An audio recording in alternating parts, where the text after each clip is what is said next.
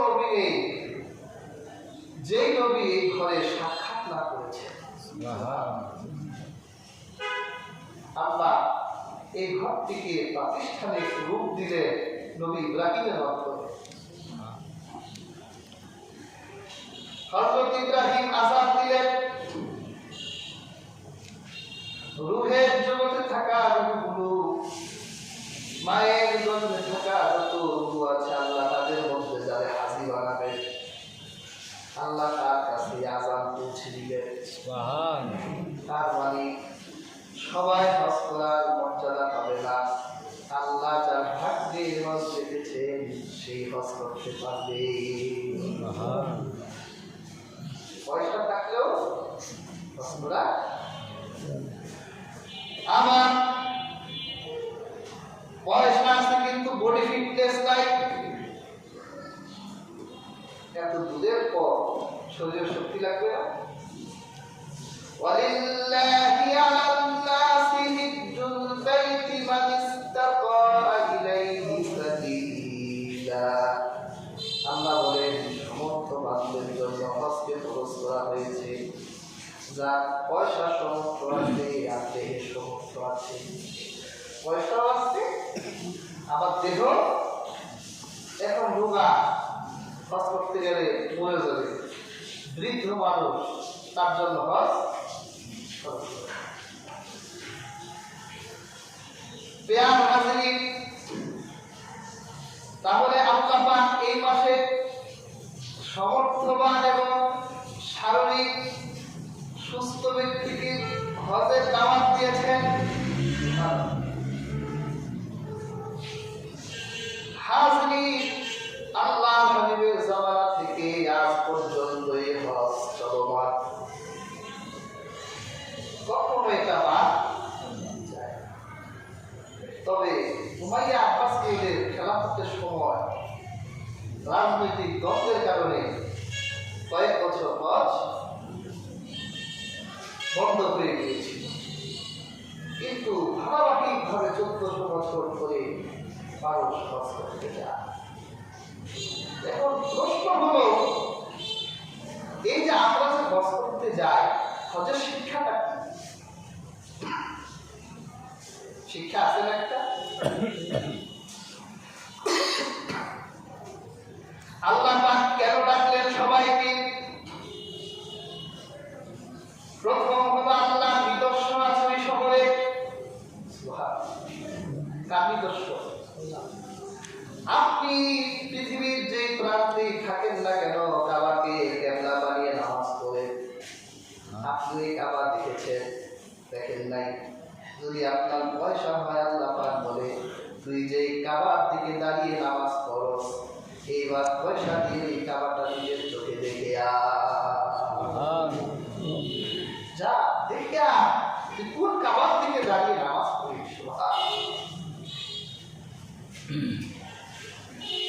হাজির পয়সা হলে কই যাই আমরা? একটু সিঙ্গাপুর যাই, টুরে একটু মালদ্বীপ যাই, একটু নেপাল যাই,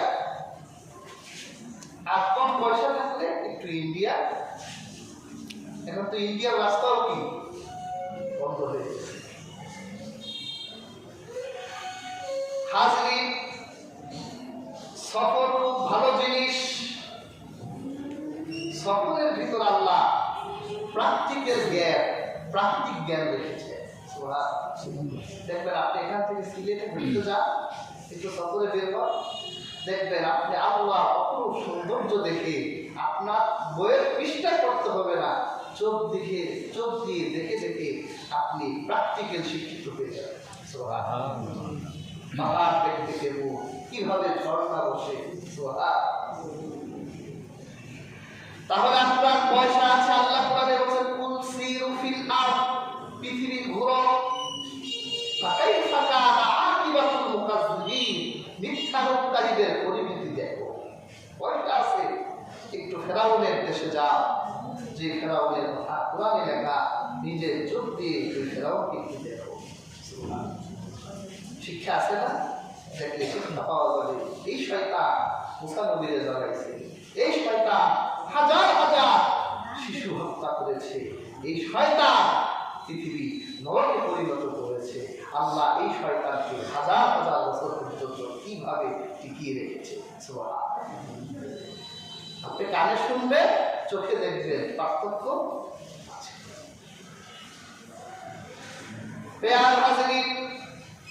তবে আল্লাহ সবার আগে রেখেছেন তার কাবা শহরে। যে শহরে আল্লাহ ঘর আছে, আল্লাহ ওই শহরে হাজিদেরকে রেখেছেন। যদি তোমার পয়সা থাকে, এই শহরে আসো, তুমি যে কাবার দিকে দাঁড়িয়ে নামাজ পড়ো, তুমি নিজের চোখে ওই কাবাটা একবার দেখে যাও। আল্লাহ ওই শহরে রেখেছেন। আল্লাহ কোরআনে বলেছেন, "ওয়াত্তারাকনা আলাইহি ফিল আখিরিন", আমি ইব্রাহিমের স্মৃতিগুলোকে আমি মানুষের জন্য রেখে দিয়েছি। ওই শহরে গেলে আপনি ইব্রাহিমের স্মৃতি দেখতে পাবেন। ইব্রাহিম সেই মাকামে ইব্রাহিমের সেই পাথর, খানা কাবা থেকে একটু দূরে ছোট্ট একটা পাথর ওখানে রেখে দিয়েছে। আপনি নিজের চোখে বেহেশতের পাথরটা দেখবেন। ওই যে চুমু দেয় এক পাথর, হাজরে আসওয়াদ, কালো পাথর। এই পাথর কি সাধারণ পাথর? আমার মনে হলো আপনার পাথর চুমার কেন? আরে এটা তো সাধারণ পাথর না, এটা বেহেশতের পাথর। আল্লাহ হাবিব বলেন, এই পাথর দুটোর নূরের আলো ছিল এই পাথরের গায়ে। যদি আল্লাহ পাক আলো দিয়ে পাথর দুটো পৃথিবীতে পাঠাতেন, হাজরে আসওয়াদের গায়ে যদি আলো থাকতো, আর যদি মাকামে ইব্রাহিমের পাথরের গায়ে যদি আলো থাকতো, আল্লাহ হাবিব বলে আকাশে সূর্য লাগতো না। তাহলে এই পাথরের আলোতে দুনিয়া আলোকিত হয়ে যেত। যারা হজে যায়, ওই পাথরটা যদি সৌভাগ্য হয় সরাসরি চুমু দেওয়ার, তাহলে তো সোনার কপাল, সর্বত্র নবী চুমু দিয়েছে। এই যে আমরা কালো পাথরটা দেখি না, এটা বড় একটা অংশ পিতল দিয়ে ঢেকে ফেলেছে। এই পাথরটা ওই যে ব্রিটিশ ইউরোপের চোরেরা উমাইয়াদের সময় 2 বার চুরি করেছে। পাথরের টুকরাগুলো চুরি করে নিয়ে গেছে। এই জন্য ওই কালো পাথরের ভিতরে ওই ছোট ছোট পাথরের টুকরাগুলো লাগিয়ে দিয়েছে, শক্ত করে, যাতে চুরি করতে। আমার নবী চুমু দিয়েছেন এই পাথরের গায়ে। আর মাকামে ইব্রাহিমের পাথর, আমার ইব্রাহিম নবী এখানে দাঁড়িয়ে তিনি কাবা নির্মাণ করেছেন। আল্লাহর হাবিব বলেন, যদি কোনো হাজী হজ করতে গিয়ে ওই পাথর চুমু দেয়, অথবা সৌভাগ্য না করে দূর থেকে যদি চুমু দেয়, তাহলে তার শরীরের গুণাগুলো পাথর চুষে নিয়ে যায়। কিয়ামতের দিন আল্লাহ এই পাথরকে জবান দিবেন। আল্লাহ পাক কিয়ামতের দিনে এই পাথরকে চক্ষু দিবেন। যেই ব্যক্তি এই পাথরকে চুমু দিয়েছে, দূর থেকে চুমু দিয়েছে, কাছ থেকে চুমু দিয়েছে, আল্লাহ হাবিব বলেন পাথর সুপারিশ করবে, তার জন্য সাক্ষী হবে। কি বলে, আল্লাহর আদালতে উকিল দরকার আছে না? আপনি ভয়ে থরথর করে কাঁপতেন, এমনি এখলাস আদালতের সামনে তো কি বলবেন, বলতে পারেন না। আল্লাহর আদালত দুনিয়ার আদালতের মতো উকিল লাগবে, সাক্ষী লাগবে, পাথর আপনার ভিড় হয়ে যাচ্ছে। আল্লাহ এই শহরে ইব্রাহিমের স্মৃতি রেখেছেন, আমার নবীর স্মৃতি রেখেছেন। এই শহরে জমজমের পানি আছে। আপনি সব জায়গায় জমজম পাবেন না। যারা প্রথম হাজি হজ করে, এরা মনে করে সব পানি মনে হয় জমজমের। সব পানি জমজমের না। আপনি যেখান থেকে তওয়াফ করবেন, ওই তওয়াফের ডান দিকে ওইখানে যে পানির ব্যবস্থা করা আছে, ওখানে লেখাই আছে নাহারে জমজম। ওই পানিটাই শুধু জমজমের না, কিন্তু বাকি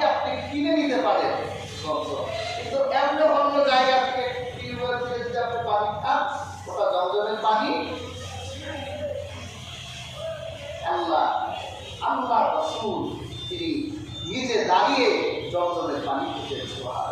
পৃথিবীর একটা পানি দাঁড়িয়ে খাওয়া সম্ভব জমজমের। আপনারা কেউ যদি আর পানি খান দাঁড়িয়ে খাবে, কারণ আমার নবী দাঁড়িয়ে জমজমের পানি খেতেন। আল্লাহ হাবিব করেছেন জমজমের পানির ভিতরে আল্লাহ রিজিক রেখেছেন। তাহলে আল্লাহ হাবিবের ইব্রাহিম নবী নিদর্শনগুলো ওই সফরে আল্লাহ ইব্রাহিম নবীকে দিয়ে সমস্ত হাজিদেরকে আল্লাহ দাওয়াত দিয়েছেন। আল্লাহ হাবিব এই জন্য হাদিসে বলেছেন হাজী সামরা হলো আব্দুল্লাহ আল্লাহর মেহমান। সুবহানাল্লাহ। আল্লাহর নবী বলেন তিন ব্যক্তি আল্লাহর মেহমান। কয় ব্যক্তি? তিন ব্যক্তি। আল্লাহ রাসূল বলেন এক ব্যক্তি হলো উমরাকারী, যে উমরা করতে যায় সে আমার আল্লাহর মেহমান। আল্লাহর হাবিব বলেন যে হজ করতে যায় সে আল্লাহর মেহমান। আল্লাহর রাসূল বলেন যে যুদ্ধের ময়দানে যুদ্ধ করে জীবিত বাড়ি ফিরে এসেছে গাজী। আল্লাহর হাবিব বলে এই গাজী যতদিন জীবিত থাকবে আল্লাহর মেহমান হয়ে জীবিত থাকবে।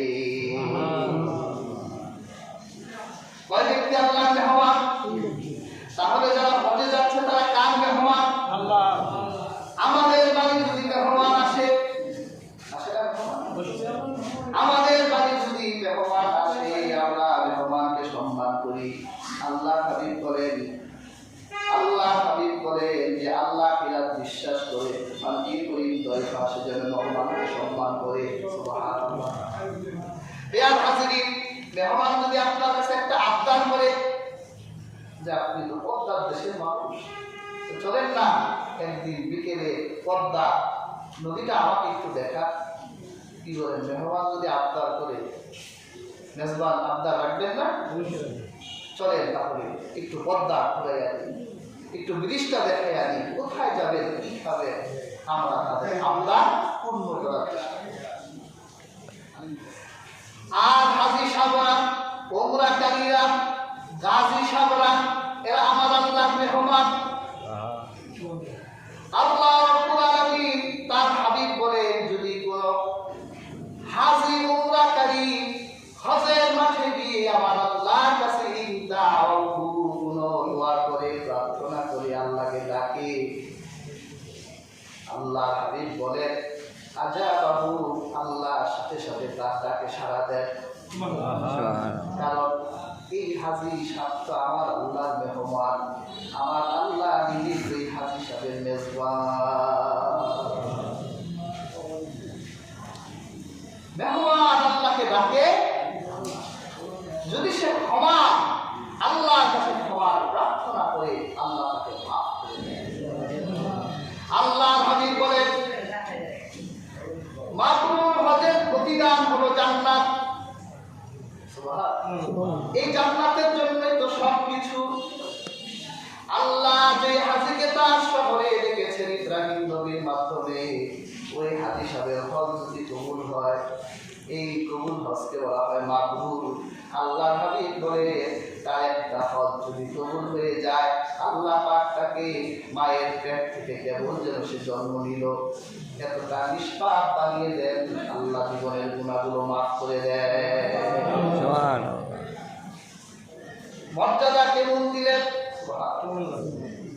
যদি কোন হাজী, আল্লাহ হাবিব বলেন কোন হাজীর সাথে তোমার সাক্ষাৎ হয়, ইবনে মাজাহ হাদিস, যদি তোমার সাথে সাক্ষাৎ হয়ে যায় তাহলে তুমি তাদের সালাম দাও। তুমি তাদের সালাম দাও, তুমি যেই হও তুমি তাকে সালাম দাও। সুবহানাল্লাহ। আল্লাহ হাবিব বলেন এরপর সে ঘরে ফেরার আগে তুমি তাকে বলো আপনি আমার জন্য একটু দোয়া করেন। আল্লাহ হাবিব বলেন ফাইন্নাহু মাগফুরুল লাহু, কারণ প্রত্যেক হাজী তাদেরকে আল্লাহ ক্ষমা করে দেয়, তারা ক্ষমা প্রাপ্ত। এই জন্য তারা যখন আল্লাহর কাছে দোয়া করবে তাদের দোয়া কবুল হবে। এই জন্য তুমি হাজীকে রিকোয়েস্ট করো যে আল্লাহর কাছে